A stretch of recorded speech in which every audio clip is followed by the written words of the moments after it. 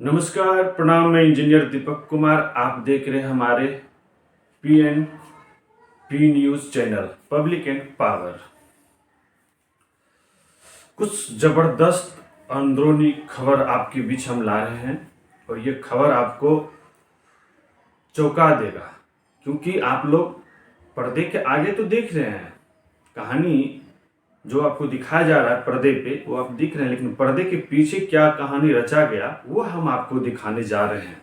हकीकत क्यों झुक गए नीतीश कुमार,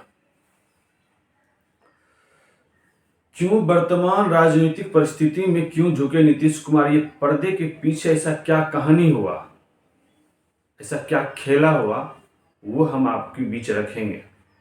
सिर्फ आपसे यही अनुरोध है कि इस वीडियो को अंत तक देखिएगा तो आपको पर्दे के पीछे का कहानी समझ में आ जाएगा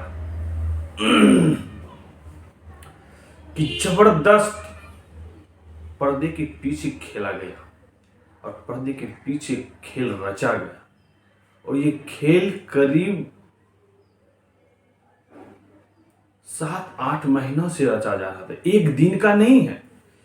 किसी भी राजनीतिक दल अगर दल बदल कर रहा है तो कहीं न कहीं उसमें एक खेला, दाल में काला है। लेकिन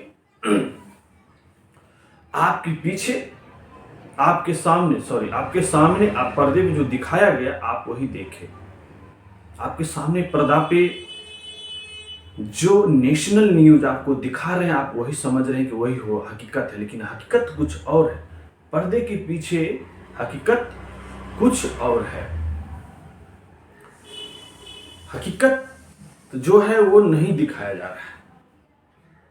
नीतीश कुमार क्यों झुके, इसका क्या समीकरण है और क्यों मजबूर हुए कि महागठबंधन से अलग होकर पुनः वो एनडीए में जा रहे हैं। ये जबरदस्त जो एक धागा है ना जोड़ रहा है, कुछ तो वजह है।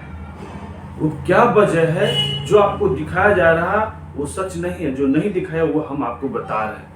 आपके लिए हमने कैलकुलेशन करके एक न्यूज दे रहे हैं और जो कि एकदम समझ में आए, सटीक। और ये वीडियो सबके पास शेयर करिएगा कि क्यों नीतीश कुमार झुक गए और क्यों सरकार बदल रहे हैं, और बदल के कुछ ही पल है, अब बदला ही जाएगा।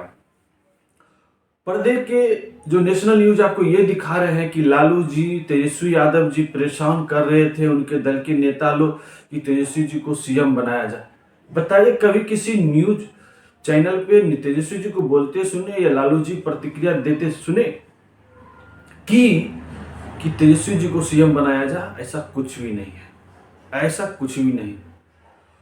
और ये जो आपको सुनाया बताया जा रहा है पर्दे पे नेशनल न्यूज के तरफ से, जो जिसको आप लोग जानते हैं गोदी मीडिया बोलता है, गोदी मीडिया की तरफ से जो सौंपा जा रहा है कि इंडिया गठबंधन ने नीतीश कुमार को संयोजक नहीं बनाया, ऐसा कुछ भी सच नहीं। हकीकत यह है कि राहुल गांधी जी, खगड़े जो कांग्रेस के जो राष्ट्रीय अध्यक्ष हैं, वो बहुत बार फोन किए कि आप संयोजक बनिए, आइए मिलते हैं। देखिए, ये खेला कब से स्टार्ट हुआ? 2022 में सरकार बनी, महागठबंधन के साथ, राजद के साथ नीतीश जी आए। गुजरात लोबी को कोई दिक्कत नहीं हुआ।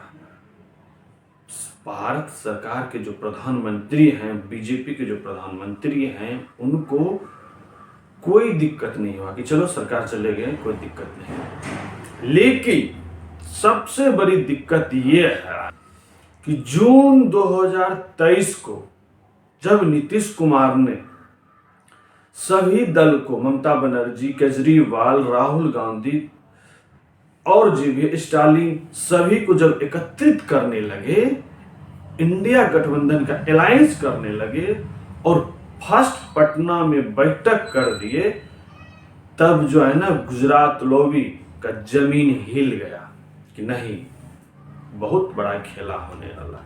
तो ये जो समीकरण जब नीतीश कुमार रच रहे थे, उसी बीच में, उसी से 3 दिन पहले 19 जून को 2023, 19 जून को 2023 लल्लन सिंह के करीबी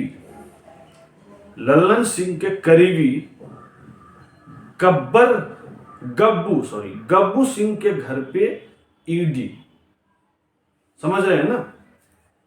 ये पहला झटका, जब गुजरात लॉबी को लगा कि इंडिया अलायंस बना रहे हैं नीतीश कुमार, तो उन्होंने अपना जो उनका ताकत है, रामबाण है, ब्रह्मास्त्र है, ईडी और सीबीआई का, उन्होंने पासा फेंक दिया, जल दिया। तो ये जो ईडी का जो पासा ब्रह्मास्त्र उन्होंने चला, ललन सिंह की करीबी गब्बू सिंह, जो जदयू के लिए, जो जानकारी में वो बहुत बड़ा बिजनेसमैन है, बहुत बड़ा ठेकेदार है, वो एक फाइनेंशियल का काम करते हैं। और सुन लीजिए, कोई भी पार्टी बगैर फाइनेंस का नहीं चलता। आप एग्जांपल में देख लीजिए, केजरीवाल ईमानदारी के सर्टिफिकेट लेकर चलते थे, लेकिन उनको भी फाइनेंशियल का जरूरत, क्योंकि हर पार्टी को जरूरत है। तो जब गब्बू सिंह पकड़ा गया तो ललन सिंह गियर में आ गए। फिर उसी 2 दिन बाद 22 जून 2023 को अजय कुमार उर्फ कारू सिंह, जो वर्तमान वित्त मंत्री के फाइनेंस मिनिस्टर के साला थे, मतलब विजय चौधरी जी के करीबी के घर छापा मारा गया और उन्हें ईडी जब्त किए।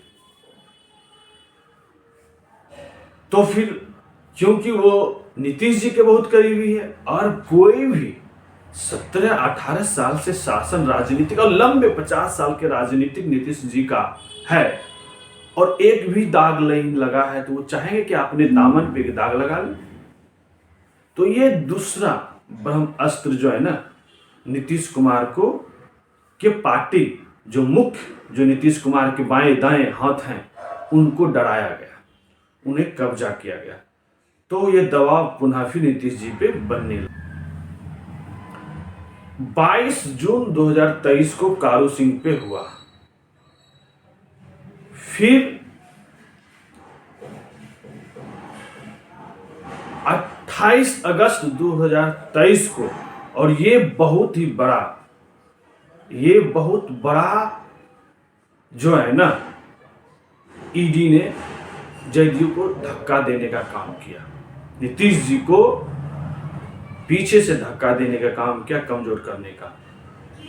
28 अगस्त 2023 को जदयू के एमएलसी राधा चरण शाह जी को के घर पे, कार्यालय पे छापा मारा गया। जब 13 सितंबर 2023 को राधा चरण शाह जी को जब गिरफ्तारी के लिए गया, तो गिरफ्तारी के दिन एक लाल डायरी मिला। उस लाल डायरी में कोड भाषा में लिखा हुआ था बालू का बहुत सारी बातें। तो फिर गुजरात लॉबी के पास तो मिल गया नुक्सा। फिर वो नीतीश जी को, और जो उनके करीबी है, लल्लन सिंह जी, विजय चौधरी जी, ये सब भी, और उनके और करीबी जो बिहार के सीनियर पदाधिकारी, ब्यूरो कैरेट, जो उनके करीबी पदाधिकारी, उन पे भी शिकंजा केंद्र सरकार ने कसने लगा। तो वो भी अपना राग बिलाग नीतीश जी के सामने रोने लगे। अब तो नीतीश जी चाहेंगे नहीं कि मेरा 50 साल का करियर, राजनीतिक करियर जो है, उस पर दाग लगे, और हमारे साथ जो है, क्योंकि साथी है जो हमारे साथ चल रहे हैं, उन पे भी दाग लगे। तो इस सारा कैलकुलेशन माननीय गुजरात तो लॉबी ने कैलकुलेशन करके नीतीश कुमार जी को पर्दे के पीछे से दबाव दिया और इस दबाव पे नीतीश कुमार जी ने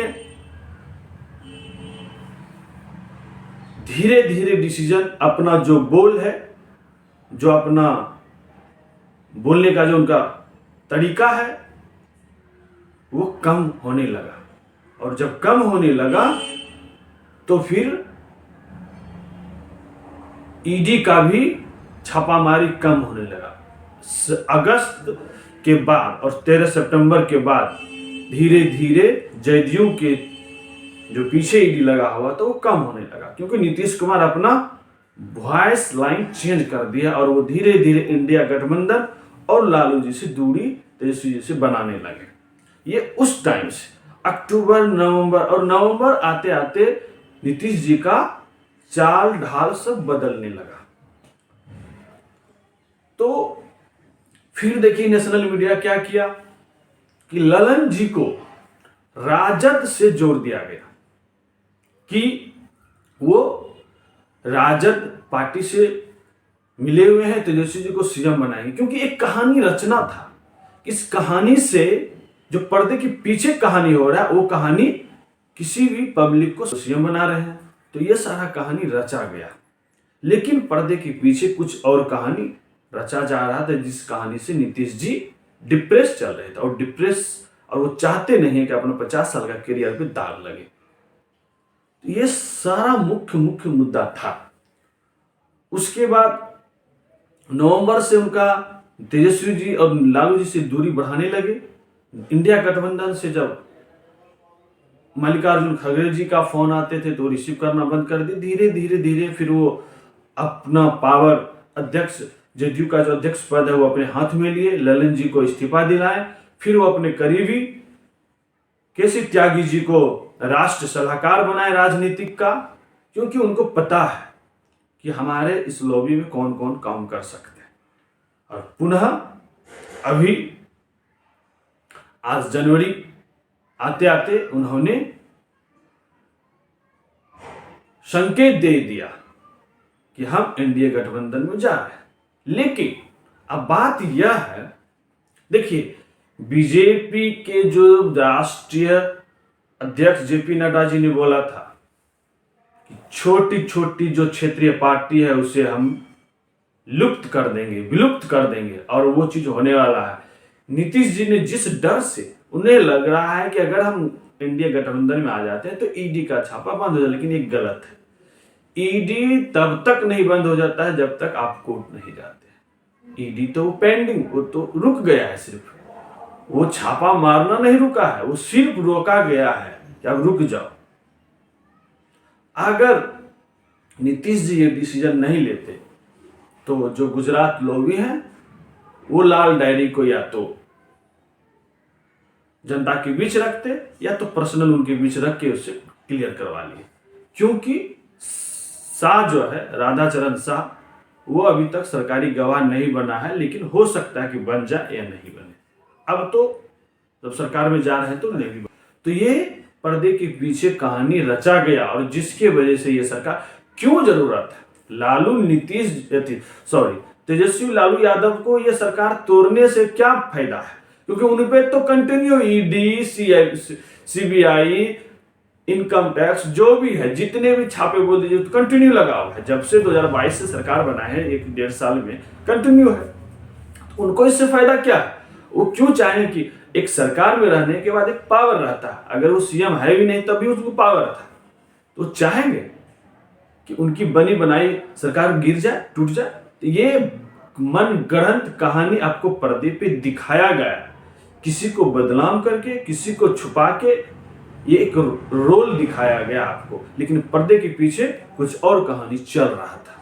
तो ये सारा कहानी था कि गब्बू सिंह का छापा प्लस कारू सिंह का छापा प्लस राधाचरण सिंह के यहाँ गिरफ्तारी और छापा, ये 3 जदयू को झकझोर दिया था, खासकर नीतीश जी को, क्योंकि नीतीश जी के दामन पे कोई दाग नहीं है। तो अब बताइए कि इंडिया गठबंधन ने उनको कब संयोजक बनाने से, ये सब इंटरनली है जो कि लोग को पब्लिक के बीच जो नेशनल न्यूज है वो नहीं आने देता है।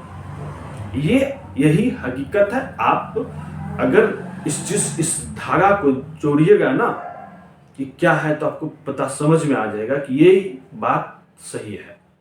ये पर्दे के पीछे कहीं न कहीं खेल चल रहा था। और लेकिन नीतीश कुमार का जो आगे का जो भविष्य है वो खतरनाक है। बीजेपी जिस तरह 2020 में उनके पार्टी का जो विधायकी जो है 45 पे ला दिए 70-80 के जगह से, तो उन्हें फिर 2025 में उनके साथ वही हाल होगा। 24 में सिर्फ लोकसभा का जो प्लान है, लोकसभा का प्लान सेट होगा। गुजरात लॉबी जो चाह रहा है कि छोटी छोटी दल को लुप्त कर देना, वो होने वाला है। बस नीतीश कुमार अपने अंतिम चरण पे है।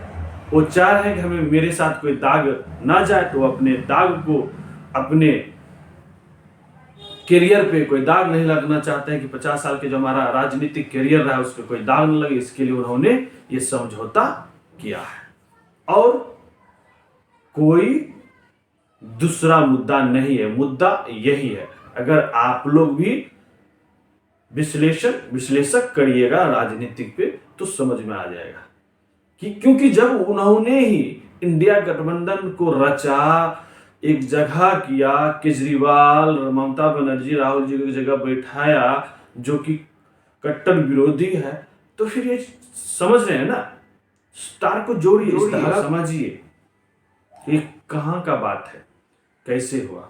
जिन्होंने बिहार में चौथी बार जाति जनगणना के सपोर्ट में करवाए, किए, 75% आरक्षण दिए, तो ये सारी बातों को आप समझिए।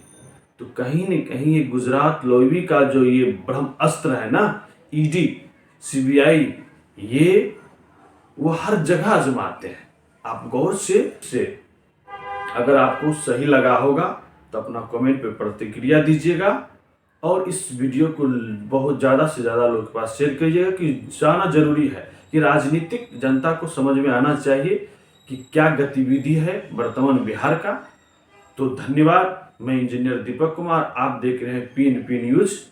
अगर यूट्यूब पे देख रहे हैं तो लाइक करिएगा, सब्सक्राइब करिएगा। अगर मेरे फेसबुक पेज पे देख रहे हैं तो लाइक, शेयर, कमेंट जरूर करिएगा।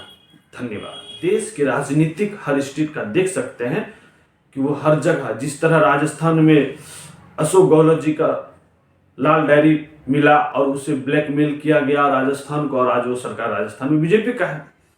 तो यही सारी चीज है। लाल डायरी एक ऐसी कहानी है जिसपे हर राजनेता का जो है ना कड़ी जुड़ा हुआ रहता है। और हर किसी को देखिए, हर किसी को अपनी पार्टी चलाने के लिए फाइनेंशियल जरूरत है, हर पार्टी को। तो करीबी थे ललन सिंह, विजय चौधरी जी, कुछ उनके पदाधिकारी जो श्रेष्ठ हैं, पद पे हैं, नीतीश जी के करीबी हैं, तो वो सारे चीज शिकंजे में आ रहे थे। तो नीतीश जी को मजबूरन ये राह अपनाना पड़ा, और मजबूरन हो, लेकिन वो एक